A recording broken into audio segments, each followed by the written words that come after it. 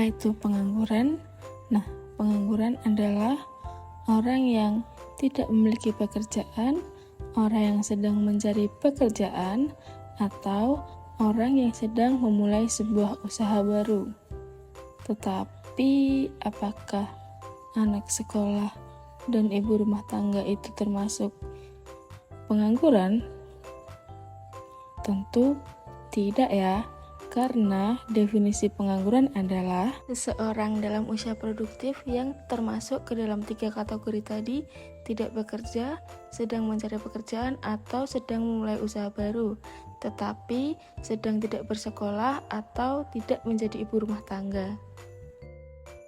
Nah, pengangguran terbagi menjadi beberapa jenis, yakni berdasarkan penyebab dan berdasarkan waktu. Pengangguran berdasarkan faktor penyebabnya terdapat pengangguran konjungtur, yakni pengangguran yang berkaitan dengan turunnya perekonomian di suatu negara. Nah, pengangguran konjungtur memiliki ciri-ciri daya beli masyarakat yang menurun, perusahaan yang mengurangi produksi, dan terdapatnya pemberhentian pekerja. Yang selanjutnya ada pengangguran struktural, yakni pengangguran yang terjadi karena adanya perubahan struktur atau perubahan komposisi perekonomian. Contohnya yakni adanya perubahan perekonomian dari pertanian ke dalam sektor industri dan adanya perkembangan teknologi yang canggih. Perkembangan teknologi yang canggih ini dapat menggeser pekerjaan manusia yang digantikan oleh mesin.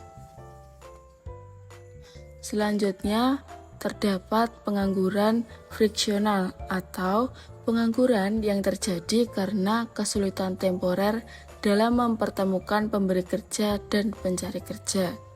Faktornya, tidak adanya kesesuaian keahlian, misalnya lowongan yang ada tidak sesuai dengan kompetensi orang yang sedang mencari pekerjaan. Selanjutnya adalah terbatasnya perluasan informasi, sehingga informasi tersebut tidak tersampaikan ke dalam orang yang sedang mencari pekerjaan. Nah, faktor yang terakhir yakni pengangguran musiman. Pengangguran musiman merupakan pengangguran yang terjadi karena adanya pergantian musim. Nah, contohnya yakni petani yang menganggur saat menunggu musim panen tiba. Setelah kita mempelajari pengangguran berdasarkan penyebabnya, sekarang kita mempelajari pengangguran berdasarkan waktu. Yang pertama ada pengangguran terbuka, dan yang kedua ada setengah pengangguran, dan yang terakhir kita belajar tentang pengangguran terselubung. Pertama-tama kita belajar tentang pengangguran terbuka terlebih dahulu. Oke, nah jadi apa sih yang dimaksud dengan pengangguran terbuka? Pengangguran terbuka adalah pengangguran yang terjadi saat terdapat seseorang yang tidak memiliki pekerjaan atau tidak sedang bekerja sama sekali dengan berbagai sebab. Salah satunya adalah tidak tersedianya lapangan pekerjaan. Maksud dari tidak tersedianya lapangan pekerjaan adalah lapangan pekerjaan yang sesuai dengan kemampuan atau kemauan si pencari pekerja. Terdapat contoh yakni seorang sarjana pertanian yang menganggur akibat tidak adanya lapangan pekerjaan yang sesuai dengan jurusannya. Kebanyakan lapangan pekerjaan sesuainya dengan jurusan yang lain. Jadi, dia menganggur karena tidak mau mengambil pekerjaan yang tidak sesuai dengan kemampuan diri mereka sendiri. Nah, jenis pengangguran yang kedua yakni setengah pengangguran. Yang dimaksud setengah menganggur adalah seseorang yang bekerja kurang dari 35 jam per minggu yang masih mencari pekerjaan sampingan atau menerima pekerjaan lain. Nah, pekerjaan setengah pengangguran ini biasanya orang menyebutnya part-time. Tetapi kalau seorang mahasiswa dia sedang bersekolah, dan dia sedang part-time, apakah termasuk pengangguran? Ayo, itu adalah tugas kalian untuk mencari tahu. Coba yang bisa silahkan tulis di komentar. Selanjutnya kita membahas tentang pengangguran terselubung. Apa sih pengangguran terselubung itu? Pengangguran terselubung adalah seseorang pekerja yang memiliki pekerjaan tetapi produktivitasnya rendah. Dan hal ini dapat terjadi karena pekerjaan yang dimilikinya tidak sesuai dengan bidang pekerjaan maupun beban tugas yang diberikan, terlalu sedikit dari waktu kerja. Hal ini juga bisa terjadi karena si pekerja tidak memiliki kemampuan yang mumpuni untuk menjalankan tugas tersebut.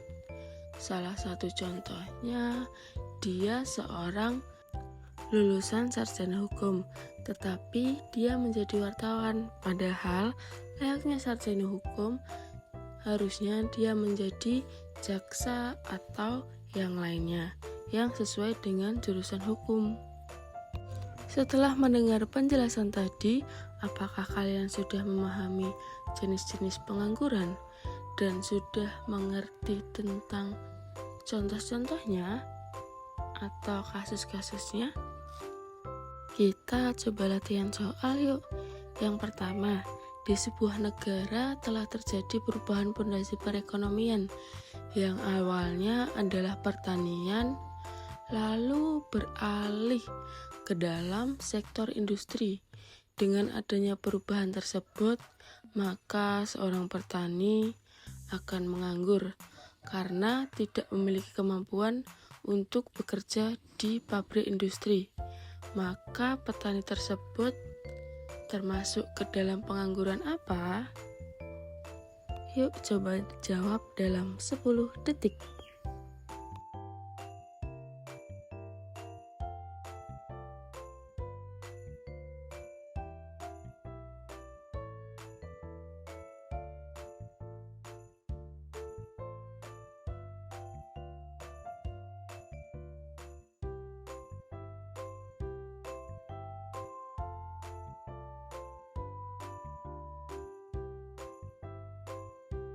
Nah, petani tersebut masuk ke dalam pengangguran struktural. Kalian harus mengingat-ingat kata kunci ini. Terjadinya perubahan struktur atau fondasi perekonomian. Berarti pengangguran itu termasuk ke pengangguran struktural.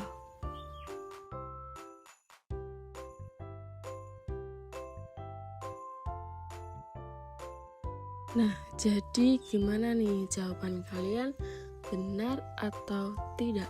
Kalian udah paham atau belum? Kita coba contoh soal sekali lagi yuk.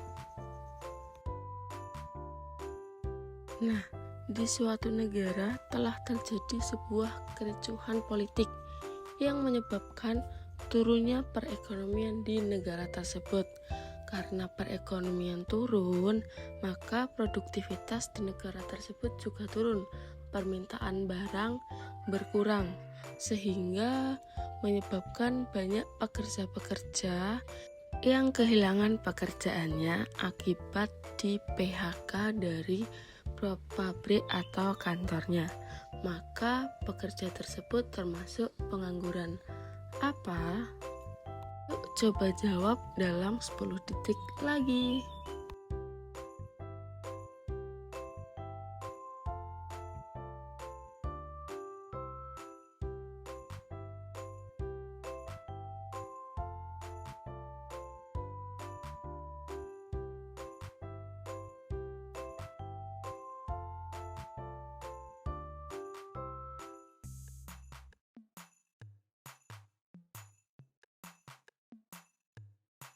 Nah, jawabannya adalah pengangguran konjungtur.